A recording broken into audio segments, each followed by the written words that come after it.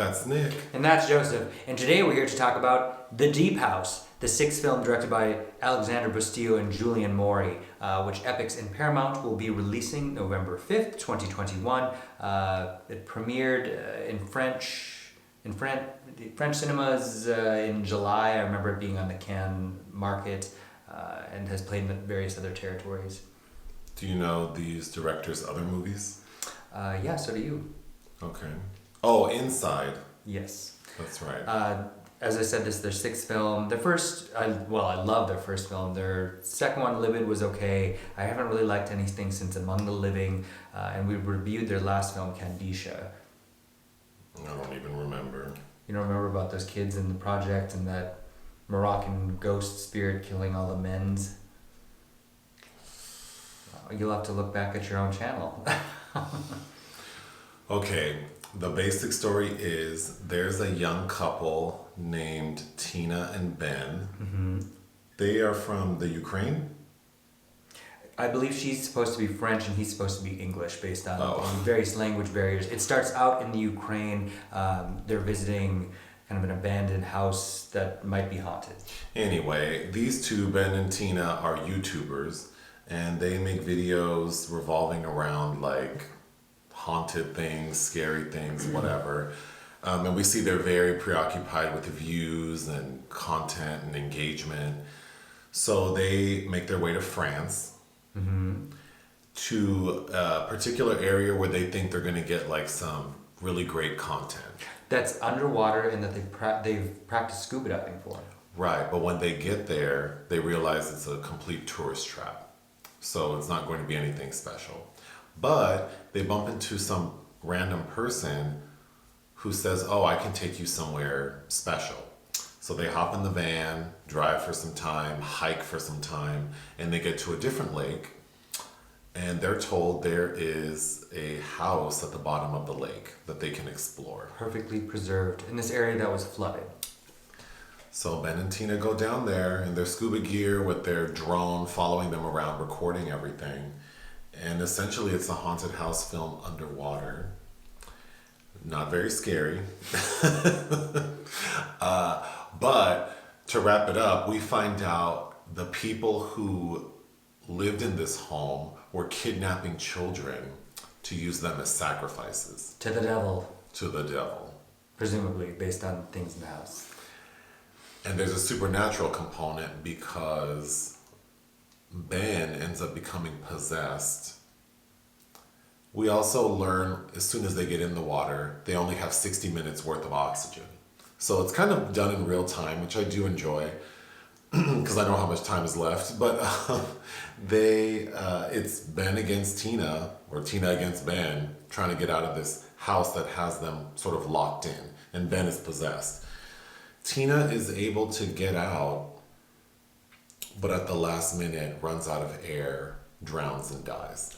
Presumably. In view of the surface, I think is how we're meant to mean it. Yeah. Oh, I didn't mention, sort of the gag is the gentleman who brought them to this location is related to the people who were using this house for devil worshiping. Yeah, the couple that own the house who are actually chained in the basement and wearing Trojan horse masks, which is never a good sign. And once their masks are removed, it seems that they're still awake.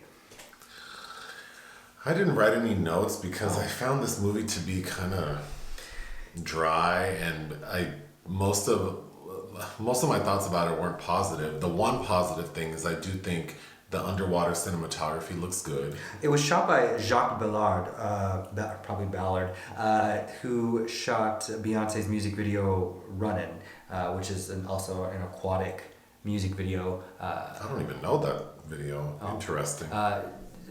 But yes, I think it's kind of surprising how good it looks, and the drone that is directly referenced, who's kind of a character in itself, and which otherwise a two-hander, gives it this voyeuristic effect, which I think they're alluding to because they name it Tom the drone, Peeping Tom. Like Peeping Tom. Yeah, it does look really good, and it was edited by Baxter, who is a very talented editor. He's I think edited most, if not all, of Alexandre Aja's films. Okay, what didn't I like? The dialogue that Ben and Tina are giving us, I found annoying. And I'm sure a person would say that it's because they're supposed to be like content creators, influencers, whatever. So those people generally are annoying, but it just felt contrived. I thought the acting was very flat. So a couple things on that. Camille Rowe stars as Tina, who is a French model who I think is notable for having dated Harry Styles, to my knowledge. And she was also... Maybe she's watermelon sugar. Who knows? Who cares? And I think her debut was in a film I really liked by Romain Gavras, Our Day Will Come, although I didn't really remember her in it. And then James Jagger plays Ben, who is, of course, the son of Mick Jagger and Jerry Hall. They're both just really skinny and with crunchy ass acting. I think the script, you could say that Bustillo and Maury, because they're French, and they do have an English language person credited for the English, Rachel Parker, and they've already directed a film in English. Their English debut was Leatherface. So I don't know if language barrier really explains how kind of contrived the dialogue feels. Also, like, there was nothing about these two characters that I felt connected to. Like, I didn't care about these people, so the minute they get into trouble under the water, it's like, well, you're kind of annoying, and I don't know anything about you, so well, once again, good luck. They're, they're chasing scares, if you will. I mean, the really annoying line he has is that this shot could be the door to 1 million views. Yeah.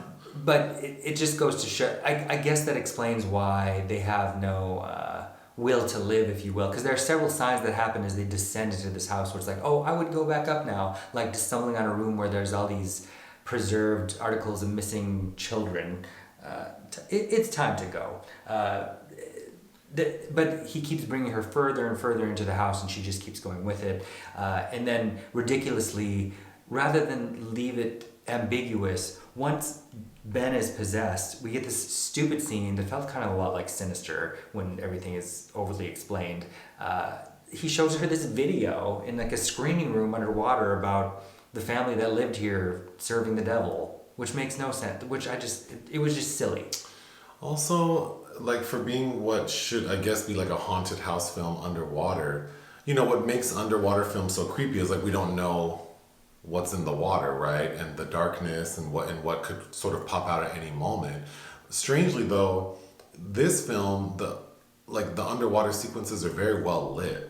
Mm-hmm. So we can see everything. And the only jump scares I found were like random fish. I think there are 2 moments when like a fish just kind of pops out of nowhere. But other than that, everything, also being underwater, everything's kind of in slow motion. So when we see things, it's kind of like drawn out, and I just didn't find any of it eerie. It's not suspenseful, and this is a tale as old as time. You stumble into a haunt. Okay, sure, it's underwater, and it was notably shot in this Belgian water tank, and also notably, there's no CGI. Great, but if you took away that element, it's like a myriad of other films, including something like a classic, because I'm sure as horror aficionados, I'm sure they're familiar with Mario Bava's Black Sunday, where Barbara Steele is stuck in this mask casket, and it's like once those are removed, it kind of unleashes these demonic possessed spirits to then engulf whoever the transgressors, blah blah blah. It needed something besides the visual parameters. Something narratively needed to be different, to be interesting. I don't have anything else. Do you? I don't know. It just felt, again, another note I had was grasping at straws, like the moment where Tina is having kind of what seems to be an hallucination, and it's set to Leslie Gore's "You Don't Own Me," the French language version of that song. It's kind of where I really started getting lost in the film, as in my interest was lost. Okay, what would you give it? 1 out of 5. I would give it 1.5 out of 5. I do think the underwater component is well done.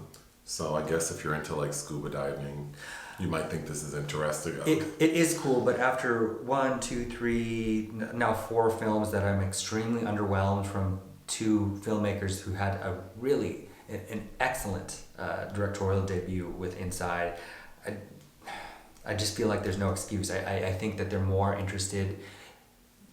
obsessed with the thought of horror cinema than they are able at telling horror stories. What? That's probably how I'm with cooking. All done? Yeah. Bye.